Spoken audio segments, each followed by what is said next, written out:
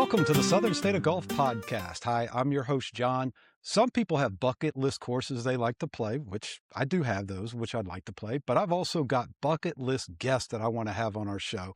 And I'm excited today to be joined by one of those guests, which is on my bucket list, even though after today, I'm not going to be ready to kick the bucket. We have Tom Coyne with us today. Tom is a New York Times bestselling author of A Course Called Ireland, A Course Called Scotland, A Course Called America, Paper Tiger, and a novel, A Gentleman's Game, which was named one of the 25 best sports books of all time by the Philadelphia Daily News. And it's also been adapted into a major motion picture. He's partner with Smyers, Craig, and Coyne Course Design, owner of the Coyne Golf Travel, an editor and podcast host of the Golfer's Journal. He's also now an owner and operator of Sullivan County Golf Club, which is going to be the focus of his next book, A Course Called Home, which will be released on May 5th.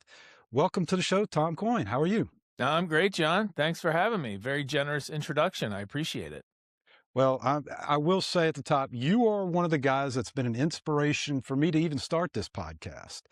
Because I will admit, this is going to sound a little funny. I've never actually read any of your books, but I've listened to them all. That's all right. I can't sign your phone or your tablet, but I love listen, and that's more and more people will say that, that they listen to them or they read them on their phone or whatever, and that's great. I'm happy. However you're engaging with the stories, I'm honored for the time. Well, I know the guys at Chasing Scratch, you've been on their podcast before and you talked to them, and I think you were an inspiration for them as well. But for me, it wasn't about getting better at the game of golf, although I do want to get better. For me, it was your golf travels and golf stories that really hooked me on particular things. And that's what I love. You do such a great job in your books and telling golf stories that it's about golf, but it's also about different things in life. But I'm going to start off with something just a little bit differently. Have you been back to a Piggly Wiggly recently? It's been a little bit. I haven't had the chance to get back to the Piggly Wiggly. The as you say, traveling down there, my friend Bill Murray took me to a Piggly Wiggly, and as he says, he's big on the pig, and I'm big on the pig as well now. What nice people, and also a great the one we went to at a restaurant serving up all the home cooked kind of goodness. So it's been a little while, but I will be headed your way not too long. We have the Masters coming up, so there'll be some Piggly Wiggly opportunities, I imagine. And then I'm heading down to play Broom's Edge with the Golfer's Journal folks this month, so I'll get some time down in the Columbia area, and it should be fun. Well, Broom's Edge is an excellent course. I had the opportunity to play it like the week it first opened up. I think it's fantastic in the middle of nowhere, Rembrandt, South Carolina. There you go. But for those of people that didn't know, I mean, they ought to go on YouTube and look for your car ride adventure you had with Bill Murray. I believe it's also a part of the TGJ podcast 179, where you rode with Bill Murray from Charleston to Old Barnwell, which I think was a fantastic podcast to listen to. It was funny. It was insightful. And first of all, Old Barnwell is probably my favorite golf layout course of any course in South Carolina. Do you have a favorite hole out there at Old Barnwell? Ooh, there's a lot of good ones. Old Barnwell's been amazing. Just to be, I was able to, for Nick to allow somehow accept me as an early member. Thank you, Nick, because I love the place and I don't spend enough time there. I mean, I live in Philadelphia, so I would be a national member, but I think I'll get down there before I play Broom's Edge, and I'd probably say, man, I think 8 is tons of fun. I love 8 and 9 because they're, you kind of 6 and 7 are tough, and then you get a little, all right, 8, I can get it up there. It's Punch Bowl, and then 9, you're thinking I'm going to drive the green, and so that's a really, really fun stretch. But they're all, it's just a lot of great holes, but it's the people, the people there are fantastic. As I said, I don't get there very much, but when I do, They make you feel right at home, and Aiken is like just exploding with golf excitement. So it's just that's a great spot to be. I think I need to get a scoop up a house there before the whole golf world descends upon Aiken.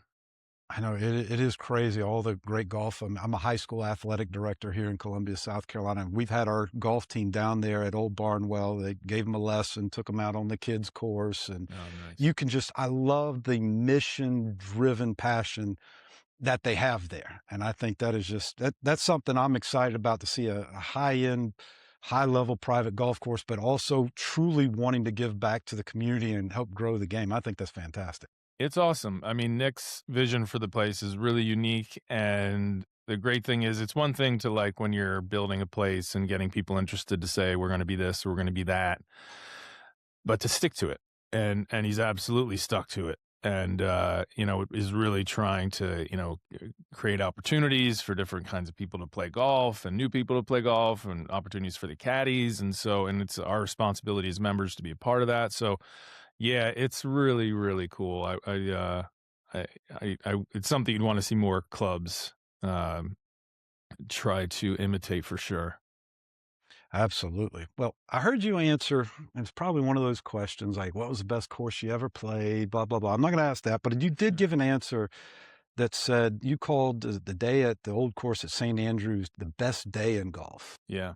How would you explain that? I've never had an opportunity to go there. How would you explain that? Yeah, going to St. Andrews is a funny one because I remember going the first time. I was in college and I was studying in London, and we took a train up for the weekend. We got a tea time on the old course. These were simpler days when you could do such things.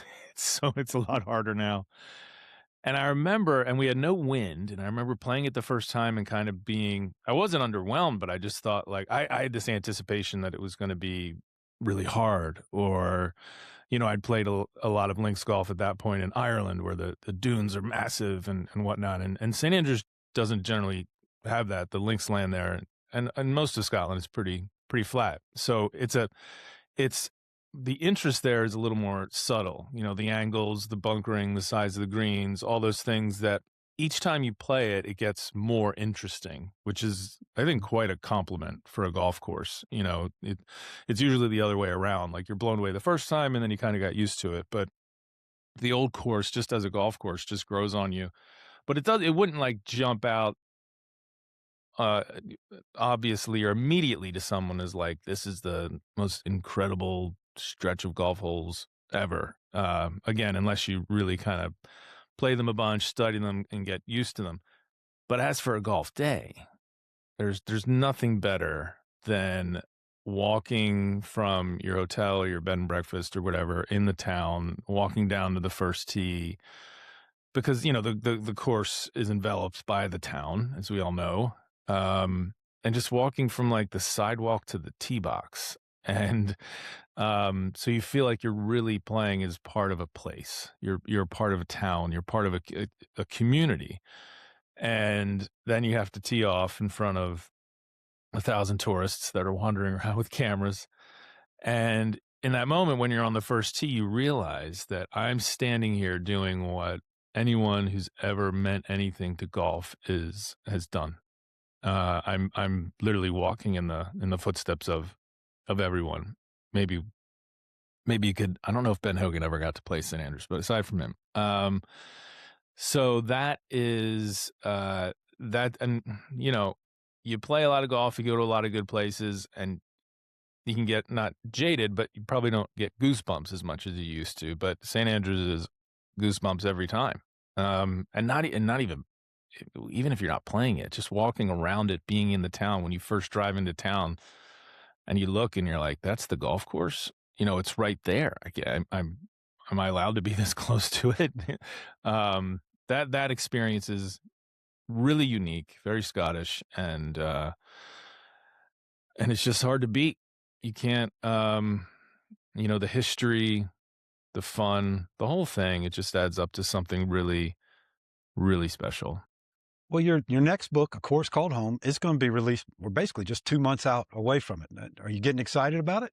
Yeah, very excited. It's the scary time right now because the book's not out yet, but it's done. So I can't change anything. I just have to wait and see if people like it. The handful of people so far who've read it have enjoyed it. So so that's good. But yeah, it's that interesting in between time. So I'm very excited for it to finally get out, May 5th. Of course, you can pre-order it now wherever you get your books, and it'll probably come a little earlier than that if you do.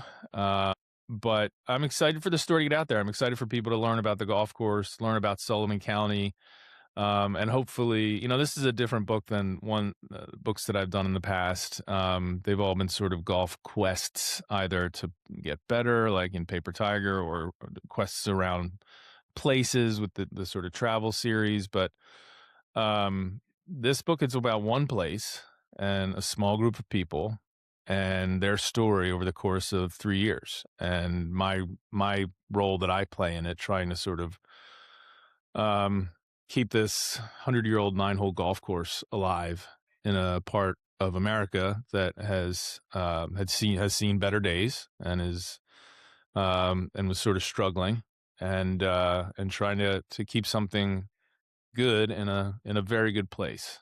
So that this story is more personal.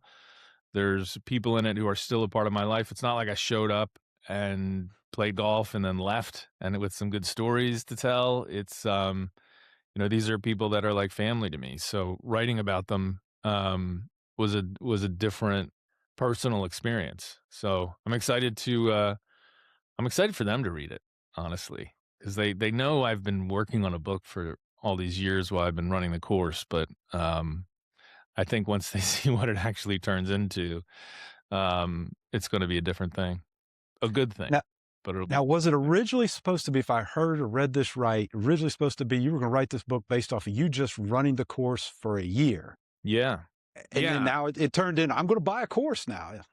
yeah. I mean, the genesis was the superintendent Sean Smith reached out to me and said, this course looks like it's gonna close. The land's gonna go on the market.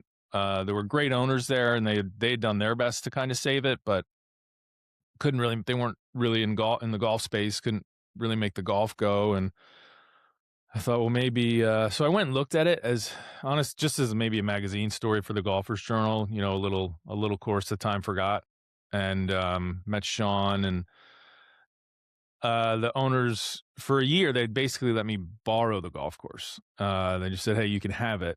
Pay all the bills and the taxes and all that stuff. As long as we don't have to pay any money, you can just do whatever you want with it." And so that's the deal that we worked out. But it was supposed to be, my year running a golf course. What's it like for a golfer to now become a golf course operator? And like we bought a zoo, that kind of idea. But at the end of the season, we had the option to buy the course, and that that's how the book got quite a bit longer. Because it was going to be a 1-year story, and it ended up being 3 years, where we buy the course, we redo the course, I bring in some really interesting partners. One we mentioned, Bill Murray, and redo the place and see if we'll make it to its 100th year, which was 2025. So I don't want to give away the ending of the book, but the course is still available and open to play, and we hope people do come see it. I mean, it's in a great part of the world. If anyone's ever seen Dirty Dancing, this is where that would have been set, in the Catskills, Dirty Dancing country in the Borscht Belt, where there were these huge all-inclusive resorts in the 50s and 60s, where predominantly Jewish, where everyone from New York City would spend their summers in the Catskills, and that went away. And what was left was this, a community that had been left behind a little bit, and a golf course that had been left behind a little bit. So the Catskills are coming back, and we're excited to play a part in it. And it's just, less than about 2 hours away from Manhattan? Yeah, you're 2 hours from the George Washington Bridge. So it's been really cool to see the resurgence of people going that way, because frankly, who can afford the Hamptons anymore? Nobody. So it's like, all right, instead of going that direction, we'll go the other direction as people used to and go to the mountains. And so pretty quickly in 2 hours, you can be in a place that feels like Vermont. But it's much shorter drive. Mhm. We loved it so much. My wife, we ended up buying a home there, which is handy since we have the golf course. But that wasn't my intention to move up there, spend our summers up there. But we just fell in love with the area, how quiet and peaceful it is, and frankly, how affordable it can be. So we got a beautiful spot on the side of a hill and have this wonderful um, country retreat now with the golf course about 20 minutes from there, and it's been absolutely beautiful. What part of you running Sullivan County Golf Club brings you the most joy? Yeah, I think the joy. I mean, obviously, when the customers are happy, when we're busy, it's easy to love the job and everything that's going on, right? Because there's it's not about necessarily about okay, yes, we are making some money that day, that's good, but it's more like it's like affirmation, right? It's like we're not crazy. We're not fools to be fighting to keep this place going. The people have come here from Massachusetts and New Jersey and Philadelphia and New York City to spend their weekend, and they want to spend it here. And so, like, they're getting the same pleasure out of the place, you know, that that we, s- you know, the goodness in it that we see and we saw. So that's a really powerful feeling when like you just see someone playing golf, having a good dinner, having a great day and walking out and just saying like, "Man, that was awesome." That's so cool. Because if it wasn't for Sean and then the rest of us following along and trying to keep this place going, that day wouldn't have happened for them. And that's what a gift that is to be able to just sometimes just give someone a good day. Like that's in this world, I think that's that's pretty good. You're doing all right. But the Yeah. best, when the it's great when we're having good and busy days, but um the most satisfying thing is when I'd never had a staff or managed people or I work alone and in this room, and that was never part of my life. Is so that was a big challenge, learning how to do that and be, I guess, a boss. It didn't Do you like it? come. It didn't. That didn't come naturally to me. I think I do. I like it, but my management strategy to start was more like, okay, let's just make everyone your best friend. And if you've ever studied the great titans of industry, that wasn't that wasn't their MO, to make everybody like them. But that was my default go-to, right? Like, I just, if we're all getting along and liking each other and having fun, that's fine. Well, now we have to, make money too. So, the staff gets juggled around and things change. But when you see that like the people who work there are happy because they're busy and they're enjoying the work, that's that's the best part of the job. Um, you know, they have jobs, they like their jobs, they're glad they're there. Then you're like, okay, that part, um, you know, a g anyone can open up a golf course and someone can go have fun on it, I guess. Um, but if you have people that are happy there that work there, then that's pretty gratifying. Yeah. What's a mistake you made or something, an idea you tried that you're like, this is going to work out. I know it's going to be fantastic, but for whatever reason, it just didn't work out, or you regret doing it. Well, we'll see how the next couple years of the golf course go, and then we'll might have a big no. I'll tell you, my regrets on the course. I would say, well, one thing the mistake we redid the golf course and we kept it open the whole time, and that was, but it wasn't so much a mistake as something we just had to do. And that's really hard, when especially you only have 9 holes and like 3 of them have temporary greens and there's bulldozers on 2 of them, and you're trying to get people around the golf course. But, we didn't really have the luxury of closing. We had to have some meager revenue coming in, Mhm. and it was okay. Like a lot of the people who came understood, that we were in transition, and but that's hard when like you can't show someone your best face, like because you're getting a facelift and you're showing it to everybody, and that's that part I don't love. I mean, if we had the resources, you would have said, "All right, let's close the place, work on it for 18 months, grand reopening, everything's perfect." But that's just not, we didn't have the resources to do it, and most places probably don't. So, um, yeah, that would have been something nice if we could have done things that way. But the good news is now we're through that, and last year was, all the scars were healing, and we built 3 new greens, and they were coming in and healing nicely, and so this year should be pretty exciting with the book coming out so that more people know about the course and come visit, and then with the course, really having come back from the construction and should be pretty primed and ready to go. Mhm. Ho After going through this experience or still going through it, how do you look at golf now? How has it changed from when you first started this endeavor to now? Yeah, I mean, I always knew that golf was expensive and probably too expensive, and that's like a drum that I beat in the Ireland and Scotland books because their model for golf is different, especially, for golf clubs. It's different. Golf's more affordable, and especially to locals and everyday golfers, where you can join a club for, you know, €900 for the year or whatever, and have all your golf because they don't have the big overheads. They don't have they're not country clubs. They're not their maintenance staff is small like mine. Um, so I'd always like felt that we could do better. A lot of 9-hole courses over there as well, which obviously cuts all your expenses in half, from a maintenance standpoint. And so I think I got a really upfront seat to how expensive this game is to provide.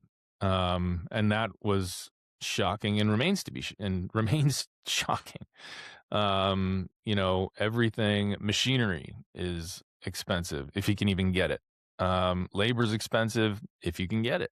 All we've been lucky to have some partners that helped us out along the way with, inputs for our grass and different things, which is amazing. Or we couldn't have done it. So when you see like the small mom and pop courses going out of business or being sold or whatever, I totally understand that. I probably looked at that and was just like, oh, you just don't have a good golf course or you gave up on your golf course. And now I would say, no, the numbers just stopped working. Because it's hard in golf to make the numbers work. And that's why you see, our where initiation fee rates are where they are and dues are where they are. It's the game is not cheap. And I'm not saying it should be cheap, but if you don't have that option, if people don't have the option to go somewhere as they're learning the game or want to try it the first time, or if you lose all those places, then golf's probably in trouble. So we are a frontline golf course. If we have a lot of first time people there, our club rentals do very, very well. And that's cool. I'm glad that, people, the only problem is the course isn't very easy. So if they want to stick, it might not be a place that'll make you want to stick with golf. Um, but I'm glad that, that we do get new people or people who might not be comfortable in going to XYZ club, come up and enjoy a day with us. Well, tell me, what is the hot thing in the Sullivan County Pro Shop these days? What's Ooh, flying off the shelves? Sullivan County Pro Shop. We are, one of the first smart things that I did. Like they didn't really have a logo. Um, and I knew obviously how important being a logo consumer myself, knowing how important that was and how that could change our bottom line. In the first year, it really did, and it continues to. So we got a great logo by Levi Bransky, who's a wonderful golf artist and does posters for the major championships, like all this stuff. He's people listening to this probably might have something of his hanging on the wall. He's really, really wonderful and Philly guy, and we're old friends. So I was like, Lee, I bought a golf course. And he's like, you did what? He's like, well, I borrowed a golf course. It needs a logo. So Lee does a great job on his research and got our whole story. And cool part of Sullivan County history is that in 1931, a gentleman named Otto Hillig and his pilot Holger Horace flew from our 8th fairway to make the first transatlantic flight to Denmark. It was a big deal, ticker tape parade stuff and front page newspaper stuff when it happened. And they have pictures of the plane on our fairway taking off and all that stuff. So he came up with a logo that's a St. Andrew's cross, basically an X, with a propeller and a golf club. It's usually 2 golf clubs in the golf setting. But he put a propeller in there, and people went nuts. And so our merch started selling off the charts, and that was awesome. A club that had 0 merch in the past. And so one of the cool things right now is we have Seamus Golf did these cool head covers for us. So after we had that logo, and then Sean came up with his Natural 9 alternative logo. I mean, for a 9-hole course, that's showing some chutzpah to have 2 logos, multiple logos. So he came up with, he featured the wildlife on the course. We have trout, we have a trout stream, we have, deer and all sorts of stuff. And he put them with the number 9, and they're very cool. So that goes around a head cover, and with the Sullivan County logo, that sold really well. But just anything with the propeller on it, people are loving. I guess last year the big thing it was our centenary, so we had the original sign for the golf course hangs over the bar now. We redid the clubhouse and reopened it and opened a restaurant. And so Jason Kelsey's one of our partners, and his team at Underdog Apparel made some great 100th year stuff where the logo was that sign, Sullivan County Golf and Country Club. I changed the name to Sullivan County Golf Club because I quickly realized this is not a country club unless horseshoes counts as a country club amenity, is just a golf course. But the old logo on the Underdog stuff is that sold out lickety split, and that's just great. I mean, that's again you need that. You have to try and do it on all these other fronts because our tee times, it's $25 to play our golf course, and we're gonna have to stay pretty busy to keep the doors open with those rates. So any other way that we can get people up there spending a little money, spending a little time, it's important. I love the logo that y'all have. I'm still amazed at some golf courses that don't have much of a logo, that don't even try. That blows my mind sometimes. Yeah. It can be such a big part of your business. Yeah, it's a bummer too when you play a place that you like and then you go inside and you're like, ugh. Oh, absolutely. I hate that. I won't mention the course, but it's happened a couple of times. I love the course, love the environment, but then the logo's just it's just okay. I don't want to wear it. Tell me a little bit about what is the golf experience at Sullivan County Golf Club like? Just when people pull up, how would you describe it? Laid back. So we don't have a tee sheet. I think this year we'll get one. We're anticipating being a little busier with the book, but it'll just be basically something you can say, okay, I have a tee time. So if I'm going to travel there, I know I can play at noon on a Saturday, because we are getting more requests for stuff like that. But, it's no tee times. Bring your dog. We're dog friendly. That's another. I mean, a lot of these ideas, I kind of borrowed from Ireland and Scotland. You play golf in Scotland, you see a lot of dogs out there.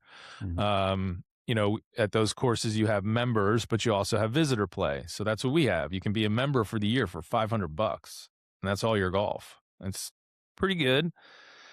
But we also have daily, fee golf as well. So putting those two things together, and it creates a really relaxed environment. I think, we have a local contingent. They're super welcoming of people from outside of town. It's cool on a Saturday when you realize there are people who have come from, New York and New Jersey, and we get a lot of people from the Massachusetts area, which is great. And they've come. They usually have a similar spirit and vibe. They're a little golf adventurous. They've read about it. They want to check it out for themselves. So there's usually like a really good like-minded kind of vibe around the place, where it's just people who are crazy about golf and are willing to make a trip to come up and see this 9 holes on the side of a mountain, that a bunch of people put a bunch of money into Mhm. to keep around. So that's really cool. But I would just say, yeah, the vibe and the experience is meant to be very laid back. And that's how we would like to keep it. Everyone should feel welcome there, and they are.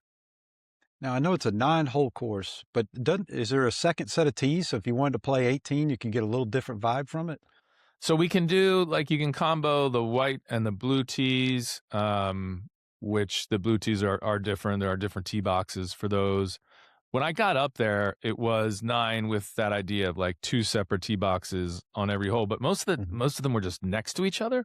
Mhm. So it wasn't like a different hole. And I thought, well, let's just build the 9 best holes with the best tee boxes when we did the redo and make it, it'll be a 9-hole course. And if you want to go again, the white tees are what most people play. And if you want to go again, try it from the blue tees. And they are different. They are, but we don't have it rated that way. Like it's not rated as a white blue thing. But yeah, man, the blue tees, we put some back in the woods. Just the architect, my architect partner Colton was like, "Man, let's put one back here." So not everyone tempts the blue tees, but again, going back to my golf in Ireland and Scotland, there were so many great 9-holers that I fell in love with there. And the great thing about a 9-holer is if you enjoyed it, you finish 18, and if you enjoyed it, you're like, I want to go out, I want to go back again, I want one more shot. Well, with 9 holes, you get that. You just go right back out, and it adds up to 18. It works out well for everybody. I'm such a big fan of 9-hole golf courses now. I've played some of them. There's one Crossroads, it's down in Bluffton, South Carolina, that I really Mhm. like, things that are just different, and matter of fact, I will blame you, it's kind of a short course, for turning me on to the dueling pitch and putt over in Ireland. Oh, awesome.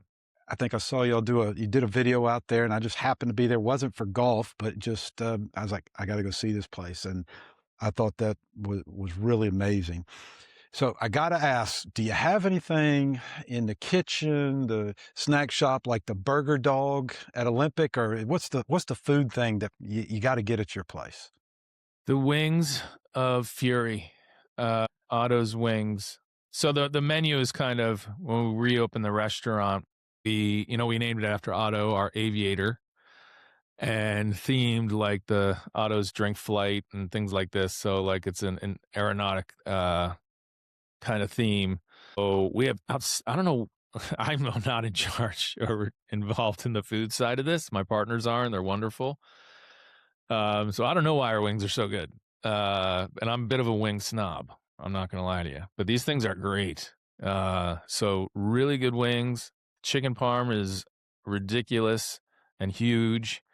Um, so the food has been excellent. And you know, that's a bonus. I don't always associate golf clubs with great food. I mean, some have exceptional food, but it's not always the case. So it's nice that we do, and people are enjoying it. But yeah, if you're coming, definitely hit the wings for sure. And then I guess what's our drink? Man, they made up an auto drink. Oh, the paper plane. I don't drink anymore, but I've heard that that can do some damage. So a paper plane and some wings of fury, and you'll be flying. Well, I'd like to encourage people, if they're in the area or thinking about it, go to your website, sullivancountygolf.com. I know it looks like you got a new pro shop that's going to be opening up soon, online pro shop for Yeah. a lot of different things. Looks like you can even pre-order the book, A Course Called Home. Any last minute thoughts you'd like to leave people with about your new book coming up? I just hope they check it out. I think it's a story that's about it's really about a dreamer, my superintendent Sean, who didn't want to give up on a place and had this crazy idea that maybe we could keep it going.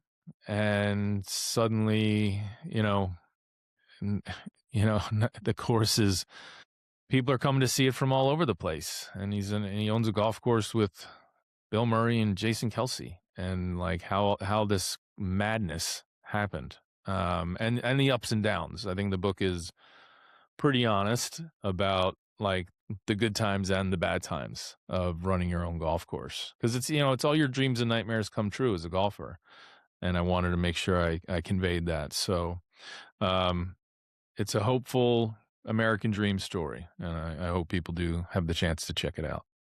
Well, I'm sure it's going to be a fantastic book. Like I said, I've already pre-ordered it, ready for not to Thank you. read it, but to listen to it, ready to listen to it on Audible on the way in. Who knows? Maybe I'll actually try to read it as well.